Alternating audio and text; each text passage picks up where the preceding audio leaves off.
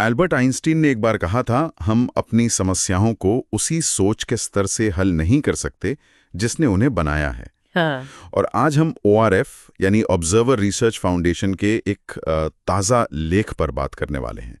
ये लेख दक्षिण पूर्व एशिया की जो बदलती भू राजनीति है ना, उसे समझने की कोशिश करता है। ये जानना कि ये क्षेत्र अमेरिका और चीन के बीच जो तनाव बढ़ रहा है उसमें अपना रास्ता कैसे ढूंढ रहा है। ये खास तौर पर UPSC की तैयारी करने वालों के लिए बहुत ज़रूरी है। इंटरनेशनल रिलेशंस का अहम हिस्सा है ये।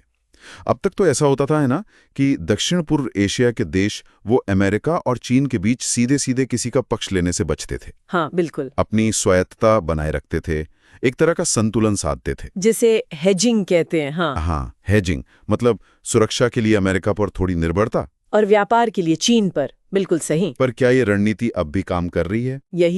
यही तो बड़ा सवाल है। अब ये जो हेजिंग वाली रणनीति थी ना, वो अब थोड़ी डगमगा रही है।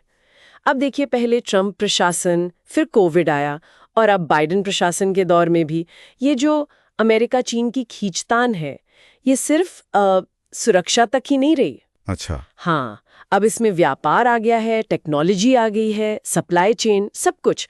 आपने सुना होगा ना, सप्लाई चेन डाइवर्सिफिकेशन। हाँ, सुना है। फ्रेंड शोरिंग या फिर चीन+1। हाँ, कि चीन के अलावा भी कहीं और फैक्ट्री लगाओ। बिल्कुल।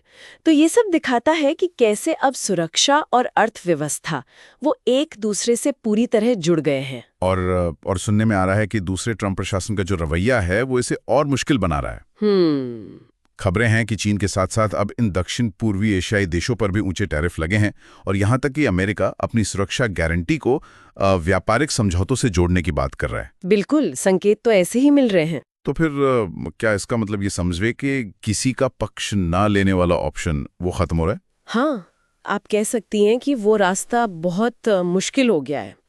देखिए, दो खास बातें सामने आ रही हैं। हाँ। पहली तो ये कि शायद इन देशों को अब चुनना पड़ेगा। हाँ, सिंगापुर के जो तत्कालीन प्रधानमंत्री थे ली सीन लुंग, उन्होंने तो 2018 में ही इसका इशारा दे दिया था कि भाई ऐसे हालात बन सकते हैं जहां आसियान को शायद किसी एक का पक्ष लेना पड़े। अच्छा। और संकेत मिल रहे हैं कि झुकाव चीन की तरफ बढ़ रहा है। चीन की तरफ? क्यों? हाँ, इसकी दो मोटी वजह हैं।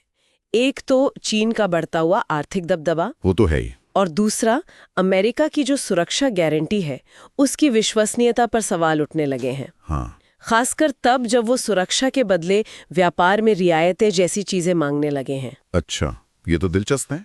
और दूसरी बात जो उभर रही है वो भी काफी रोचक है। ये जो झुकाव है ना चीन की तरफ, ये जरूरी नहीं कि सोची समझी रणनीति का नतीजा हो।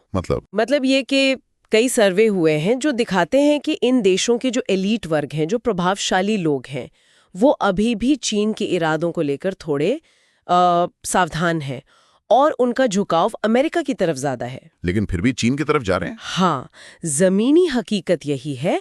वो चीनी निवेश ले रहे हैं, चीन के नेतृत्व वाली पहलों में शामिल हो रहे हैं, भले ही उन्हें लगता हो कि वो दोनों के बीच बैलेंस बना रहे हैं। अब देखना यह है कि मौजूदा ट्रंप प्रशासन के साथ टैरिफ पर क्या बात बनती है।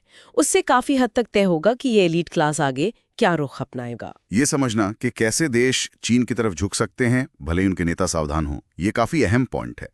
तो अगर ऐसा हो रहा है तो इसका असर व्यापक इंडो पैसिफिक क्षेत्र पर और खास तौर पर भारत के लिए क्या हो सकता है? UPSC के नजरिए से भी ये जानना जरूरी है कि ये समीकरण कैसे बदल रहे हैं। हाँ, बिल्कुल। इसका असर इंडो पैसिफिक क्षेत्र की रीजनल पॉलिटिक्स पर जरूर पड़ेगा। हम देख रहे हैं कि ये देश अब अमेरिका और चीन के साथ अपने संबंधों को साधने के लिए पहले से ज्यादा लचीलापन दिखा रहे हैं। खास तौर पर वो इंडो पैसिफिक मिनीलैटरल्स के प्रति ज्यादा खुले दिख रहे हैं। मिनीलैटरल्स मतलब छोटे फ्लेक्सिबल ग्रुप्स? हाँ, बिल्कुल। जैसे क्वाड है, भारत, अमेरिका, जापान, ऑस्ट्रेलिया वाला ग्रुप। हाँ। तो अब बात चल रही है कि क्या ये दक्षिण पूर्व एशियाई देश क्वाड की गैर पारंपरिक सुरक्षा गतिविधियों में भाग ले सकते हैं, जैसे समुद्री सुरक्षा हो गई या डिजास्टर रिलीफ, इस तरह की चीजें। और ये भी कि वो औपचारिक सदस्य बने बिना ही इसमें शामिल हों। अच्छा, ये तो नया डेवलपमेंट है। हाँ, और कुछ देश भारत का जो इंडो पैसिफिक ओशंस इनिशिएटिव है, IPOI, उसमें भी ज्यादा रुचि दिखा रहे हैं। ये आसियान से बाहर की पहल है। तो इससे भारत और इन देशों के लिए क्वाड जैसे मंचों के जरिए जो नॉन ट्रेडिशनल सिक्योरिटी इश्यूज हैं उन पर साथ काम करने के नए रास्ते खुल सकते हैं।